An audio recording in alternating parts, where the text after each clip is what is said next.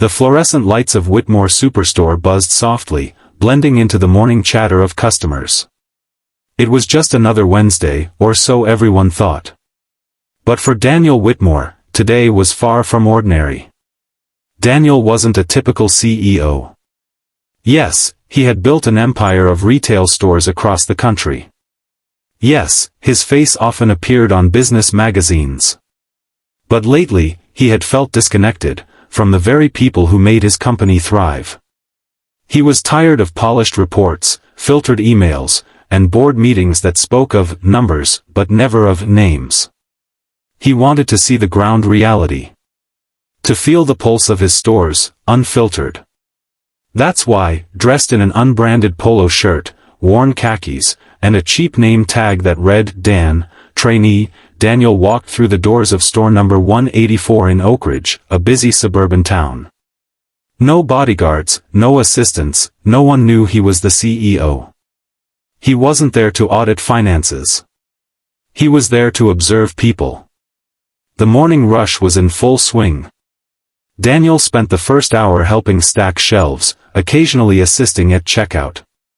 It was mundane, repetitive, but he liked it. For once, he wasn't making decisions, he was part of the rhythm, part of the team. But then, something broke that rhythm. It was subtle, but Daniel noticed a young cashier, probably no older than 22, hurriedly walking past him, her head bowed, her shoulders trembling. She disappeared into the break room, but the faint sound of a choked sob echoed behind her. Daniel's instincts kicked in. He glanced around. The store manager was busy dealing with a delivery mix-up, other employees were engrossed in their routines. No one noticed. Or maybe, no one dared to. He hesitated. Would it be appropriate? Would it ruin his cover? But then again, was it right to walk away? Moments later, Daniel found himself pushing open the break room door. The sight before him was heart-wrenching. The girl, her name tag read Emily, was sitting on a metal bench, her apron crumpled in her lap, tears streaming down her face. She wiped them quickly, startled by his presence. I'm sorry, she stammered, hastily getting up. I'll get back to work. I just needed a minute. Please don't report me. I can't lose this job. Her voice cracked with a desperation that pierced through Daniel's heart. He raised his hands gently. Hey, it's okay. I'm new here too. Name's Dan. Looks like we're both still figuring things out. Emily's lips curved into a faint, embarrassed smile, but her eyes told a different story, a story of exhaustion, of battles fought silently. What happened? Daniel asked, his tone soft, unassuming. For a moment, Emily seemed hesitant. But sometimes, all it takes is a little kindness for the floodgates to open. And open, they did. My little brother, Alex, he's 7, Emily began, her voice quivering. He was diagnosed with leukemia last year. My mom works 2 jobs, my dad left when we were kids. It's just been the 2 of us holding things together. She took a shaky breath. I took this job last week, hoping to save up for his treatment. But this morning, I messed up. I was carrying a crate of glass bottles and I dropped it. The manager said the damage is coming out of my paycheck. That's $80. That's more than what I have left after rent. I can't even buy Alex's next set of meds now. Daniel felt a lump form in his throat. To her, this wasn't about broken bottles, it was about a broken system that punished people already struggling. But Emily wasn't done. I'm not asking for pity, she said, wiping her eyes fiercely. I'm tired, you know. Tired of always pretending everything's fine. Tired of fighting battles no one sees. Her words hung in the air, heavy and raw. Daniel sat beside her, choosing his words carefully.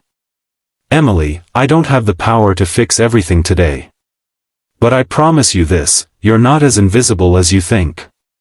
She nodded, grateful for the empathy, even though she had no idea who was really sitting beside her. That evening, after returning to his office, Daniel couldn't shake Emily's story off his mind. Her words echoed louder than any quarterly report or stock market analysis. He called an emergency meeting with his executive team. "We've spent too long focusing on profit margins," Daniel began, his voice firm. "But what about the people who make those profits possible? Today, I met Emily. She's not a statistic. She's a sister, a daughter, a fighter. And she's drowning under policies we've ignored." The boardroom was silent. "We're launching a new initiative, the Employee First Fund. Effective immediately, every store will have access to emergency funds for employees in crisis. No more bureaucracy. No more ignoring the struggles of our frontline." Some executives raised concerns. "Sir, this will affect our bottom line." Daniel leaned forward.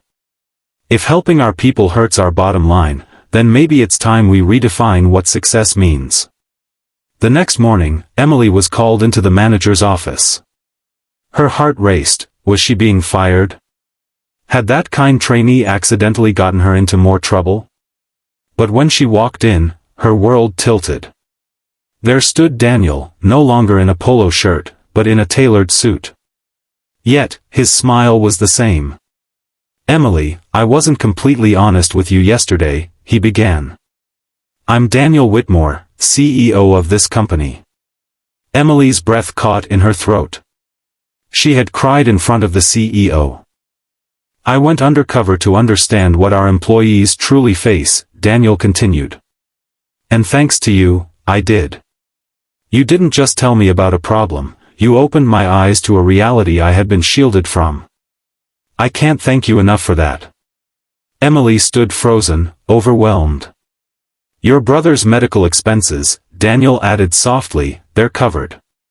And moving forward, no employee will ever face what you did. We're changing things, starting today." Tears welled up in Emily's eyes, but this time, they weren't from despair. They were from disbelief, gratitude, and a hope she hadn't felt in months. Word spread like wildfire.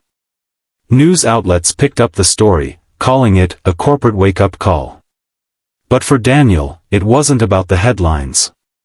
It was about a promise kept. A few months later, Emily sent Daniel a photo. It was of her brother, Alex, smiling brightly, ringing the hospital bell to mark his final chemo session. Along with the photo came a handwritten note. "You didn't just save Alex's life. You restored my faith in humanity. Thank you, for seeing us." In a world that often prioritizes profits over people, it's easy for compassion to get lost in the shuffle. But sometimes, all it takes is one person willing to listen, to see beyond the spreadsheets, and to act with heart. Because true success isn't measured in dollars, it's measured in lives touched, stories heard, and kindness shared.